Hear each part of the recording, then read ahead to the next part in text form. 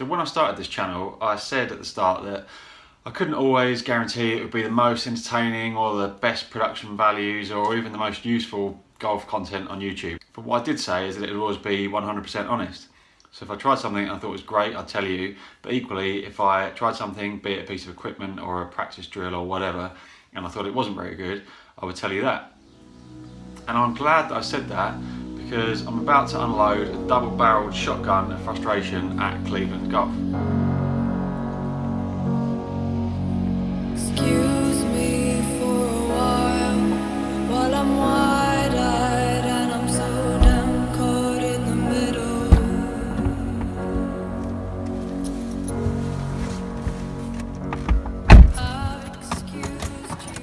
So on the 4th of April, I went for a wedge fitting at Cleveland Golf.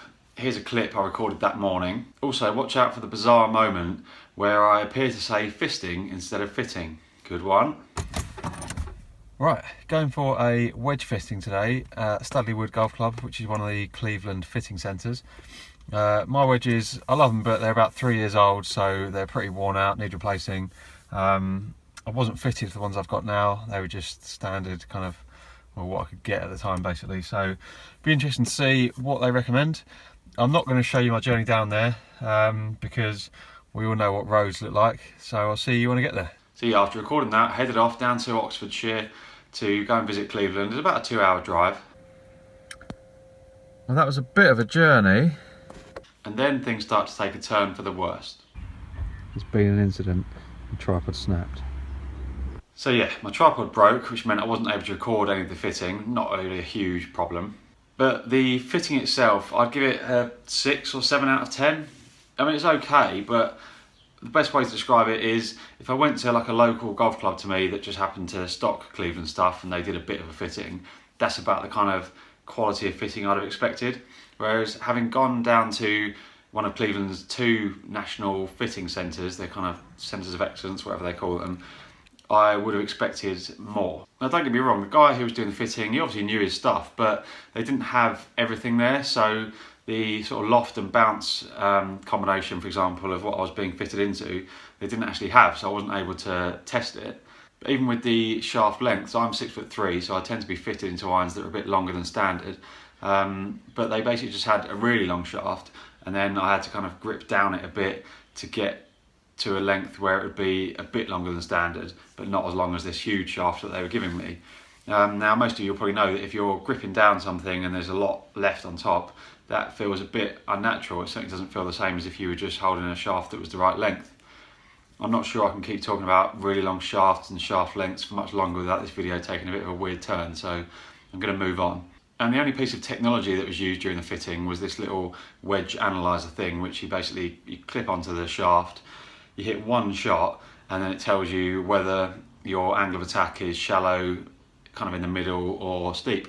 Now it seemed okay, but one shot, I don't know, maybe you'd need a bit more of a pattern really, I think. But like I say, he's the expert, I'm not, so I went with that. But there was no measuring of trajectory or spin rates or anything like that, which I think would have perhaps been helpful. And one of the main reasons I wanted to go for a fitting was to make sure that my yardage gaps were right. So if you've watched my clubs in my bag video from a month or so ago, I had quite a big yardage gap between my pitching wedge, which is part of my iron set, and my next wedge, which was a 52 degree. So it was about a 20-yard gap sometimes, which I thought was too much. So part of the fitting, I really wanted to make sure that I had, a consistent gap, be it 10 yards or whatever, between each of my wedges. But that wasn't really covered in the fitting at all, to the extent that at the end I kind of said to him, can I have a look at this? And the guy basically just turned on a TrackMan and said, yeah, go for it, hit a few shots of your pitching wedge, hit a few with the 50 degree wedge which I was being fitted for, and just kind of left me to it. But even that wasn't great because we were hitting out of a bay, so this is a bay here, and so when I hit shots they were obviously going up above the height of the canopy kind of thing, which meant the TrackMan couldn't trace them. So again, it all just felt a bit random and a little bit vague. When you go to these places for a fitting, I think what you're looking for is to be made like a tour pro really. These tour pros, they've got tour trucks out there from the manufacturers of the equipment that they use, and they're dialing in the equipment, their exact specifications and what they need for the course that week. And when you go to a fitting at one of these top places, that's kind of what you want to feel like, that you're in safe hands and they're getting everything exactly right. So I went up to Gainsborough to the Ping factory last year for a driver fitting, and it did kind of feel like that. So I really got the impression that they knew exactly what they were doing. They had everything I could have wanted there to try, and they were able to make little tweaks to, you know, change the spin, change the loft, all those kind of things. And they were sharing the data with me the whole way through. So by the end of it, I came out, you know, 99.9% confident that what they were recommending was the best possible thing for me. With this Cleveland fitting, I came out of it still quite uncertain, to the extent where I wasn't even sure whether to order the wedges, which is not a good place to be, really. Anyway, after considering it for a few hours, I did end up ordering 3 wedges. I did it through my pro at my home club, largely because if you order them direct at the centre that I went to, they get delivered to that centre, and then I either have to drive back there to pick them up, which is a 4-hour round trip, or pay extra for them to be sent to my club. That just seemed madness. So I thought I'll order them through the pro at my club, get them in there, job done. They then took over 2 weeks to arrive, which wasn't fantastic, but apparently they worked to a 10 working day lead time, and there were a couple of bank holidays in there, so yeah, it was 2 and a bit weeks before I got them. But unfortunately that wasn't the end of the problems. So my current wedges, the ones that I'm replacing, are these ones in the sort of black finish, which I really like. So when I went for the fitting, obviously I took these with me and I discussed it with the guy and said, yeah, I like the black ones. Those are the ones that he was using as well, so he obviously understood my like for them. So I ordered those ones again. Then when my new wedges finally turned up, they were in this chrome finish. So it turns out that Cleveland can't bend the black ones to different lie angles. So to get the specification that I was being fitted in for, a slightly upright lie angle, I had to get the chrome ones, which obviously is not the end of the world, it's fine, but I just don't really understand why the guy didn't know that if he's one of the main experts in the UK for Cleveland fitting. Surely he should be able to say to me, actually, if you want them bent to the lie angle that you need, then you'll have to get the chrome ones. So yeah, the first I knew of it was when they arrived in the chrome. But anyway, I thought that's not the end of the world, I'll be fine with the chrome ones, you know, they'll match my irons more, fine. Then as I went to take the new wedges, got 3 of them, a 50, a 54 and a 58 degree, I noticed that the 58 degree was in the wrong bounce. I mean, it's, you know, again, not a huge difference. It came in a 2 dot, which is kind of mid bounce, versus the 3 dot high bounce, which is what I was fitted into. But having made that effort to go all the way to one of their national centres of excellence for fitting and finding out what I needed, what would be the point in doing that if I'm then going to get a wedge which is in the wrong fitting? Now, like I said, I ordered them through my pro at my club, so there is a chance that, you know, there was a mistake in the ordering and he told them the wrong thing. Although I did give him the actual sheet that the guy at Cleveland filled out with all the specifications, so that seems unlikely. I mean, who knows?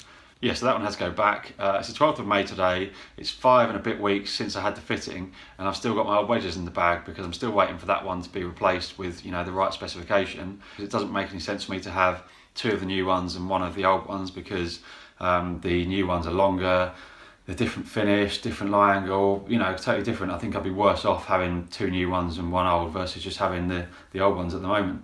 So yeah, I mean, as you can tell, it hasn't been the happiest, most satisfying fitting experience. Obviously I still, you know, can't wait to get the new wedges. I'm sure they're going to be a big help. Mine are 3 years old, so just have some fresh grooves, I really do think will make a difference in terms of me trying to stop the ball on the green, particularly when it's been so dry lately. The greens are really firm. But, you know, 5 and a bit weeks, everything pretty average through the fitting, coming in a different finish to what I'd been told, coming in the wrong spec. I mean, what do you think the chances that I'm going to go to Cleveland next time I need a wedge fitting? Not a chance in hell. Good night. Anyway, sorry for ranting, but I just kind of felt like I wanted to get this off my chest a little bit, really.